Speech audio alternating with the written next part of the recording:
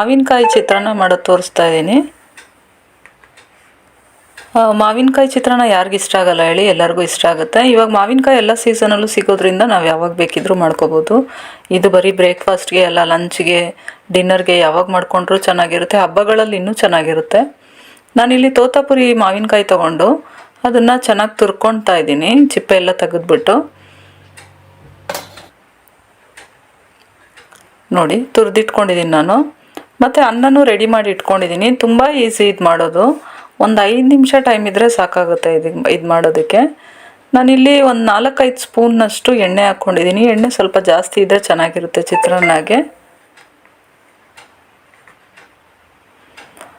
ಎಣ್ಣೆ ಕಾಯ್ದ ಮೇಲೆ ಸಾಸಿವೆ ಹಾಕ್ಕೊಂಡಿದ್ದೀನಿ ಒಂದು ಅರ್ಧ ಸ್ಪೂನ್ನಷ್ಟು. ಚೆನ್ನಾಗಿ ಸಿಟ್ಲದ ಮೇಲೆ ಕಡಲೆಬೀಜ, ಕಡಲೆಬೇಳೆ ಮತ್ತು ಉದ್ದಿನಬೇಳೆ ಮೂರನ್ನು ಹಾಕ್ಕೊಂಡು ಚೆನ್ನಾಗಿ ಫ್ರೈ ಮಾಡ್ಕೊತಾ ಇದ್ದೀನಿ.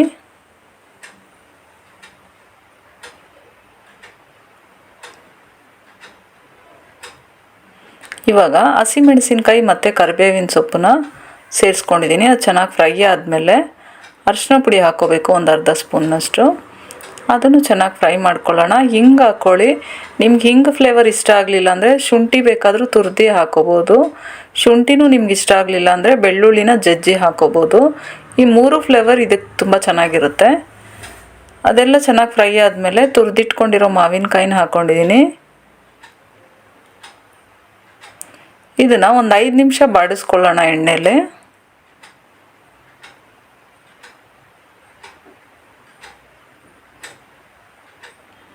ಇವಾಗ ರುಚಿಗೆ ಬೇಕಾದಷ್ಟು ಉಪ್ಪು ಹಾಕ್ಕೊಂಡಿದ್ದೀನಿ.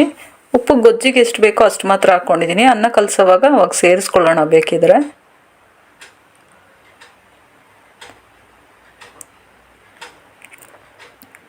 ಉಪ್ಪೆಲ್ಲ ಚೆನ್ನಾಗಿ ಹೊಂದ್ಕೊಳ್ಳೋ ಹಾಗೆ ಚೆನ್ನಾಗಿ ಮಿಕ್ಸ್ ಮಾಡ್ಕೋಬೇಕು ನಾವು.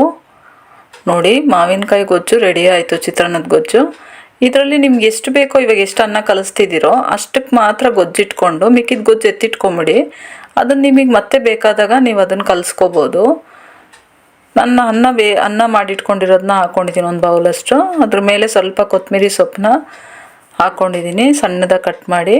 ಇವಾಗ ಚೆನ್ನಾಗಿ ಮಿಕ್ಸ್ ಮಾಡ್ಕೋಬೇಕು. ಇವಾಗ ಉಪ್ಪಿನ ಅವಶ್ಯಕತೆ ಇದ್ದರೆ ಟೇಸ್ಟ್ ನೋಡಿ ಉಪ್ಪು ಹಾಕ್ಕೊಳ್ಳಿ. ನೋಡಿ ಚಿತ್ರಾನ್ನ ರೆಡಿ ಆಯಿತು. ಮಾವಿನಕಾಯಿ ಚಿತ್ರಾನ್ನ ತುಂಬ ಚೆನ್ನಾಗಿರುತ್ತೆ. ಇದು ನೀವು ಒಂದ್ಸರಿ ಟ್ರೈ ಮಾಡಿ ನೋಡಿ. ತುಂಬ ಈಸಿ ಕೂಡ. ಈ ಉಳಿದಿರೋ ಗೊಜ್ಜನ್ನ ನೀವು ಮತ್ತೆ ಇನ್ನೊಂದು ಸರಿಗೆ ಕಲಿಸ್ಕೋಬೋದು. ನಿಮಗೆಲ್ಲರಿಗೂ ಈ ರೆಸಿಪಿ ಇಷ್ಟ ಆಯ್ತಲ್ವಾ? ಇಷ್ಟ ಆಗಿದ್ರೆ ನನ್ನ ಚಾನಲ್ ಲೈಕ್ ಮಾಡಿ. ಎಳ್ಳಿಕಾಯಿ ಚಿತ್ರಾನ್ನ ಮಾಡೋದು ತೋರಿಸ್ತಾ ಇದ್ದೀನಿ. ಎರಳೆಕಾಯಿ, ಎಳ್ಳಿಕಾಯಿ ಏನಂದ್ರೆ ಇದು ತುಂಬ ಒಳ್ಳೆಯದು ದೇಹಕ್ಕೆ. ಪಿತ್ತ ಯಾರಿಗೆ ಜಾಸ್ತಿ ಇರುತ್ತೆ ಅವ್ರು ದಿನ ಬೆಳಗ್ಗೆ ಎದ್ದ ಮೇಲೆ ಇದನ್ನ ಒಂದು ಪೀಸಷ್ಟು ತಿಂತಾ ಬಂದರೆ, ಉಪ್ಪಿನಕಾಯಿ ಆಗಲಿ, ಎಳ್ಳಿಕಾಯಿ ಚಿತ್ರಾನ್ನ ಇಲ್ಲಾಂದರೆ ಎಳ್ಳಿಕಾಯಿ ಜ್ಯೂಸ್ ಈ ಥರ ತೊಗೊಳ್ತಾ ಬಂದರೆ ಪಿತ್ತ ಪೂರ್ತಿ ಕಮ್ಮಿ ಆಗಿಬಿಡುತ್ತೆ ಅವ್ರಿಗೆ. ನಾನು ನೋಡಿ ಎಳ್ಳಿಕಾಯಿ ಜ್ಯೂಸ್ನೆಲ್ಲ ತಗೊಂಡು ಬಂದಾಗ ಈ ಥರ ತೆಗ್ದಿಟ್ಕೊಂಡ್ಬಿಡ್ತೀನಿ ಒಂದು ಬಾಟ್ಲಲ್ಲಿ. ಇದನ್ನು ಫ್ರಿಜ್ಜಲ್ಲಿ ಇಟ್ಕೊಂಡ್ರೆ ಸುಮಾರು ದಿನ ನಾವು ಇದನ್ನು ಯೂಸ್ ಮಾಡ್ಬೋದು. ಮತ್ತು ಆ ಚಿಪ್ಪೆನ ನಾನು ವೇಸ್ಟ್ ಮಾಡೋಕ್ಕೆ ಹೋಗಲ್ಲ. ಈ ಥರ ಚಿಪ್ಪೆ ಎಲ್ಲ ಕಟ್ ಮಾಡಿಬಿಟ್ಟು ಉಪ್ಪು ಹಾಕ್ಬಿಟ್ಟು ಒಣಗಿಸಿಟ್ಕೊಂಡ್ರೆ, ಚೆನ್ನಾಗಿ ಒಣಗಿಬಿಟ್ರೆ ಅದನ್ನು ದಿನ ಬೆಳಗ್ಗೆ ಒಂದೇ ಒಂದು ಪೀಸ್ ತಿಂತಾ ಬಂದರೆ ಪಿತ್ತ ಇರಲ್ಲ. ಮತ್ತು ಲೋ ಬಿ ಪಿ ಇರೋರ್ಗೆ ತುಂಬ ಒಳ್ಳೆಯದಿದು. ನಾನಿಲ್ಲೊಂದು ಪ್ಯಾನ್ ಇಟ್ಕೊಂಡಿದ್ದೀನಿ. ಒಂದು 4 ಸ್ಪೂನ್ನಷ್ಟು ಎಣ್ಣೆ ಹಾಕ್ಕೊಂಡಿದ್ದೀನಿ. ಇದಕ್ಕೆ ಎಣ್ಣೆ ಸ್ವಲ್ಪ ಕಾಯ್ದ ಮೇಲೆ ಸ್ವಲ್ಪ ಸಾಸಿವೆ ಹಾಕ್ಕೊಳ್ಳೋಣ. ಸಾಸಿವೆ ಚೆನ್ನಾಗಿ ಸಿಟ್ಲಿದ ಮೇಲೆ ಸ್ವಲ್ಪ ಕಡಲೆ ಬೀಜ ಹಾಕ್ಕೊಳ್ಳೋಣ. ಮತ್ತು ಸ್ವಲ್ಪ ಕಡಲೆಬೇಳೆ ಹಾಕ್ಕೊಂಡಿದ್ದೀನಿ, ಸ್ವಲ್ಪ ಉದ್ದಿನಬೇಳೆ ಹಾಕ್ಕೊಂಡಿದ್ದೀನಿ. ಇದನ್ನೆಲ್ಲ ಚೆನ್ನಾಗಿ ಕೆಂಪಾಗೋವರೆಗೂ ಫ್ರೈ ಮಾಡ್ಕೊಳ್ಳೋಣ. ಇವಾಗ ಹಸಿಮೆಣಸಿನ್ಕಾಯಿ ಹಾಕ್ಕೊಳ್ತಿದ್ದೀನಿ, ಕಟ್ ಮಾಡಿ ಇಟ್ಕೊಂಡಿರೋದು. ಹಸಿಮೆಣಸಿನ್ಕಾಯಿ ಚೆನ್ನಾಗಿ ಖಾರ ಬಿಡಲಿ, ಚೆನ್ನಾಗಿ ಫ್ರೈ ಆಗಲಿ. ಇದ್ರ ಜೊತೆನೇ ಕರಿಬೇವು ಸೊಪ್ಪು ಹಾಕ್ಕೊಂಡ್ಬಿಡ್ತೀನಿ.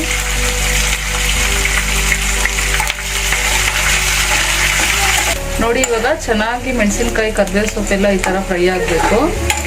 ಇವಾಗ ಚೆನ್ನಾಗಿ ಖಾರ ಬಿಟ್ಟಿರುತ್ತೆ. ಸ್ವಲ್ಪ ಖಾರ ಜಾಸ್ತಿ ಇದ್ರೇ ಚೆನ್ನಾಗಿರುತ್ತೆ ಈ ಚಿತ್ರಾನ್ನ. ಇವಾಗ ಕಟ್ ಮಾಡ್ಕೊಂಡಿರೋ ಈರುಳ್ಳಿ ಹಾಕೊಳ್ಳೋಣ.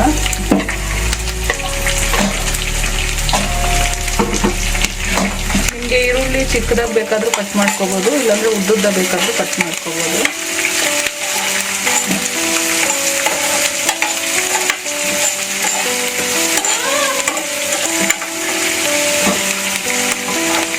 ಇವಾಗ ಸ್ವಲ್ಪ ಅರಿಶಿನ ಪುಡಿ ಹಾಕೊಳ್ಳೋಣ. ಇವಾಗ ಸ್ವಲ್ಪ ಉಪ್ಪು ಹಾಕ್ತಾ ಇದ್ದೀನಿ ಈ ಗೊಜ್ಜಿಗೆ ಬೇಕಾದಷ್ಟು. ಅನ್ನಕ್ಕೆ ಏನಾದರೂ ಕಮ್ಮಿ ಬಂದರೆ ಆಮೇಲೆ ಅನ್ನ ಕಲಸೋವಾಗ ಹಾಕೊಳ್ಳೋಣ. ಇವಾಗ ಲಾಸ್ಟಿಗೆ ಸ್ವಲ್ಪ ತೆಂಗಿನಕಾಯಿ ತುರಿ ಹಾಕೊಳ್ಳೋಣ. ತೆಂಗಿನಕಾಯಿ ತುರಿ ಆಪ್ಷನಲ್ಲು, ನೀವು ಬೇಕಿದ್ರೆ ಹಾಕೊಳ್ಳಿ, ಇಲ್ಲಾಂದರೆ ಸ್ಕಿಪ್ ಮಾಡ್ಕೊಳ್ಳಿ. ತೆಂಗಿನಕಾಯಿ ತುರಿ ಹಾಕೊಂಡು ಮಿಕ್ಸ್ ಮಾಡ್ಕೊಂಡ್ಮೇಲೆ ಸ್ಟವ್ ಆಫ್ ಮಾಡಿಬಿಡೋಣ. ಆಫ್ ಮಾಡಿಬಿಟ್ಟು ಎಳ್ಳಿಕಾಯಿ ರಸನ ಇದಕ್ಕೆ ಹಾಕೊಂಡ್ಬಿಡೋಣ. ನೋಡಿ ಇವಾಗ ಚೆನ್ನಾಗಿ ಮಿಕ್ಸ್ ಮಾಡ್ಕೊಂಡ್ಮೇಲೆ ಇಷ್ಟೇ, ಇದು ಎಳ್ಳಿಕಾಯಿ ಚಿತ್ರಾನ್ನದ ಗೊಜ್ಜು ರೆಡಿ ಆಯಿತು. ಲಾಸ್ಟಿಗೆ ಸ್ವಲ್ಪ ಕೊತ್ತಂಬರಿ ಸೊಪ್ಪು ಹಾಕೊಂಡ್ಬಿಡೋಣ ಬಿಸಿ ಇದ್ದಾಗಲೇ. ಇವಾಗ ಇದಕ್ಕೆ ಅನ್ನ ಹಾಕಿ ಕಲಿಸ್ಕೋಬೇಕು. ನೋಡಿದ್ರಲ್ಲ ಫ್ರೆಂಡ್ಸ್, ಚಿತ್ರಾನ್ನ ಕಲಿಸ್ಕೊಳ್ಳೋದು. ನಿಮ್ಗೆ ಎಷ್ಟು ಬೇಕೋ ಅಷ್ಟು ಗೊಜ್ಜು ಹಾಕಿ ಕಲಿಸ್ಕೊಳ್ಳಿ. ಹುಳಿಯನ್ನು ಮಾಡೋದು ತೋರಿಸ್ತಾ ಇದ್ದೀನಿ. ತುಂಬ ಟೇಸ್ಟಿಯಾಗಿರುತ್ತೆ ಇದು. ತುಂಬ ಸಿಂಪಲ್ಲಾಗಿ ಬೇಗನೂ ಮಾಡ್ಕೋಬೋದು. ಲಂಚ್ ಬಾಕ್ಸ್ಗಾಗ್ಬೋದು, ಡಿನ್ನರ್ಗಾಗ್ಬೋದು, ಲಂಚ್ಗಾಗ್ಬೋದು, ಯಾವಾಗ ಬೇಕಿದ್ರೂ ಮಾಡ್ಕೋಬೋದು. ನಾನಿಲ್ಲಿ ಹುಣಸೆಹಣ್ಣನ್ನ ಒಂದು ನಿಂಬೆಹಣ್ಣಿನ ದೊಡ್ಡ ನಿಂಬೆಹಣ್ಣು ಬರುತ್ತಲ್ಲ ಆ ಸೈಜಲ್ಲಿ ತೊಗೊಂಡು ನೆನೆಸ್ಕೊಂಡು ಅದನ್ನು ಚೆನ್ನಾಗಿ ಕಿವುಚಿ ಪಲ್ಪ್ ತೆಗೆದಿಟ್ಕೊತಾ ಇದ್ದೀನಿ. ಇಲ್ಲಿ ಇನ್ನೊಂದು ಬಾಣಲಿ ಇಟ್ಕೊಂಡು ಎಣ್ಣೆ ಒಂದು 4-5 ಸ್ಪೂನ್ ಎಣ್ಣೆ ಹಾಕ್ಕೊಂಡು ಒಂದು ಅರ್ಧ ಸ್ಪೂನಷ್ಟು ಸಾಸಿವೆ, ಒಂದು 1/4 ಸ್ಪೂನ್ನಷ್ಟು ಜೀರಿಗೆ ಹಾಕ್ಕೊಂಡು ಅದು ಸಿಟ್ಲದ ಮೇಲೆ ಕಡಲೆಬೀಜ, ಕಡಲೆಬೇಳೆ ಮತ್ತು ಉದ್ದಿನಬೇಳೆ 3 ಹಾಕ್ಕೊಳ್ಳಿ. ಇದು ಕ್ವಾಂಟಿಟಿ ಏನಿಲ್ಲ, ಜಾಸ್ತಿ ಹಾಕ್ಕೊಂಡ್ರೆ ಚೆನ್ನಾಗಿರುತ್ತೆ. ಇದು 3 ಚೆನ್ನಾಗಿ ಬ್ರೌನ್ ಕಲರ್ ಆಗೋವರೆಗೂ ಫ್ರೈ ಮಾಡಿಕೊಂಡು ಇದನ್ನು ತೆಗೆದಿಟ್ಕೊಂಡ್ಬಿಡ್ಬೇಕು. ಯಾಕೆಂದರೆ ಅದು ಕ್ರಿಸ್ಪಿ ಆಗಿರಲಿ ಅಂತ. ನಾವು ಹುಣಸೆಹಣ್ಣು ಹಾಕಿದ ತಕ್ಷಣ ಅದು ಮೆತ್ತಗಾಗ್ಬಿಡುತ್ತೆ. ಅದಕ್ಕೆ ಫಸ್ಟೇ ತೆಗೆದಿಟ್ಕೊಂಡು ನಾವು ಇದೆಲ್ಲ ಮುಗಿಸ್ಕೊಂಡ್ಮೇಲೆ ಅನ್ನ ಕಲಿಸ್ಕೊಳ್ಳೋವಾಗ ಇದು ಸೇರಿಸ್ಕೊಂಡ್ರೆ ಸಾಕು. ಇವಾಗ ಅದನ್ನೆಲ್ಲ ತೆಗೆದಿಟ್ಕೊಂಡು ಅದೇ ಎಣ್ಣೆಗೆ ಮತ್ತು ಬೆಳ್ಳುಳ್ಳಿ ಹಾಕ್ಕೊಂಡಿದ್ದೀನಿ. ಚೆನ್ನಾಗಿ ಫ್ಲೇವರ್ ಹಿಡಿಬೇಕು, ಅಂದರೆ ಡಾರ್ಕ್ ಬ್ರೌನ್ ಕಲರ್ ಆಗಬೇಕು.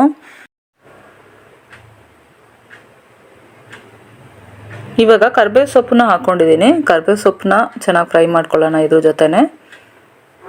ಮತ್ತು ಒಂದು 7-8 ಒಣಮೆಣಸಿನ್ಕಾಯಿನೂ ಹಾಕ್ಕೊಂಡಿದ್ದೀನಿ. ನಿಮಗೆ ರುಚಿಗೆ ಎಷ್ಟು ಬೇಕೋ ಖಾರಕ್ಕೆ ನೋಡಿ ಹಾಕ್ಕೊಳ್ಳಿ. ಚೆನ್ನಾಗಿ ಫ್ರೈ ಮಾಡ್ಕೋಬೇಕು. ಇವಾಗ ಒಂದು 1/4 ಸ್ಪೂನ್ನಷ್ಟು ಹಿಂಗು ಹಾಕ್ಕೊಂಡಿದ್ದೀನಿ. ಹಿಂಗು ಅಷ್ಟೇ ಎಣ್ಣೆಲಿ ಚೆನ್ನಾಗಿ ಫ್ರೈ ಮಾಡಿಕೊಂಡ್ರೆ ಆ ಘಮ ಚೆನ್ನಾಗಿ ಬಿಡುತ್ತೆ. ಇದೆಲ್ಲ ಫ್ರೈ ಆದಮೇಲೆ ಒಂದು ಚಿಕ್ಕದು 2 ಈರುಳ್ಳಿನ ಕಟ್ ಮಾಡಿ ಹಾಕ್ಕೊಂಡಿದ್ದೀನಿ. ಇದನ್ನು ಅಷ್ಟೇ ಚೆನ್ನಾಗಿ ಫ್ರೈ ಮಾಡ್ಕೊಳ್ಳೋಣ. ಒಂದು 1/4 ಸ್ಪೂನ್ನಷ್ಟು ಅರಿಶಿನ ಪುಡಿ ಹಾಕ್ಕೋಬೇಕು. ಇದನ್ನೆಲ್ಲ ಹಾಕ್ಕೊಂಡು ಈರುಳ್ಳಿನ ಒಂದು ಟ್ರಾನ್ಸ್ಪರೆಂಟ್ ಅಷ್ಟಾದರೆ ಸಾಕು, ಜಾಸ್ತಿ ಏನು ಫ್ರೈ ಆಗೋದು ಬೇಡ. ಇವಾಗ ನಾವು ಹುಣಸೆಹಣ್ಣು ರಸ ಕಿವುಚಿಟ್ಕೊಂಡ್ವಲ್ಲ ಆ ರಸನ ಇದಕ್ಕೆ ಸೇರಿಸ್ಕೊಳ್ಳೋಣ. ಇದಕ್ಕೆ ಹುಣಸೆ ರಸ ಸ್ವಲ್ಪ ಜಾಸ್ತಿನೇ ಹಾಕ್ಕೋಬೇಕಾಗುತ್ತೆ. ಹುಳಿ ಗೊಜ್ಜಾಗಿರೋದ್ರಿಂದ ಹುಣಸೆ ಹಣ್ಣಿನ ಸ್ವಲ್ಪ ಜಾಸ್ತಿ ರಸ ಹಾಕ್ಕೊಂಡ್ರೆ ಅನ್ನ ಕಲಸೋವಾಗ ಚೆನ್ನಾಗಿರುತ್ತೆ ಟೇಸ್ಟು. ಇವಾಗ ರುಚಿಗೆ ಬೇಕಾದಷ್ಟು ಉಪ್ಪು ಸೇರಿಸ್ಕೊಳ್ಳೋಣ.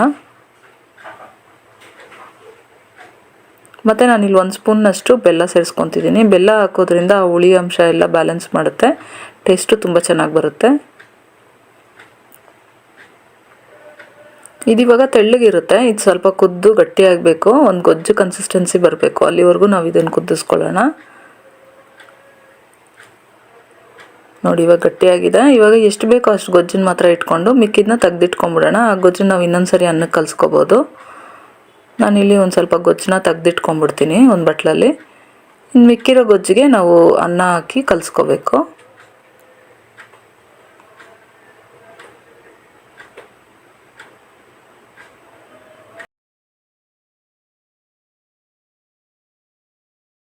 ಉಪ್ಪೇನಾದರೂ ಟೇಸ್ಟ್ ಕಮ್ಮಿ ಇದ್ದರೆ ಸೇರಿಸ್ಕೊಳ್ಳಿ ಉಪ್ಪನ್ನ. ಇಷ್ಟೇ ಇದು. ಮತ್ತು ನಾವು ಹುರಿದಿಟ್ಕೊಂಡ್ವಲ್ಲ ಕಡಲೆಬೀಜ, ಕಡಲೆಬೇಳೆ, ಉದ್ದಿನಬೇಳೆ, ಇದನ್ನು ಸೇರಿಸ್ಕೊಳ್ಳೋಣ. ಇವಾಗ ಸೇರಿಸೋದ್ರಿಂದ ಕ್ರಿಸ್ಪಿಯಾಗಿ ಚೆನ್ನಾಗಿರುತ್ತೆ.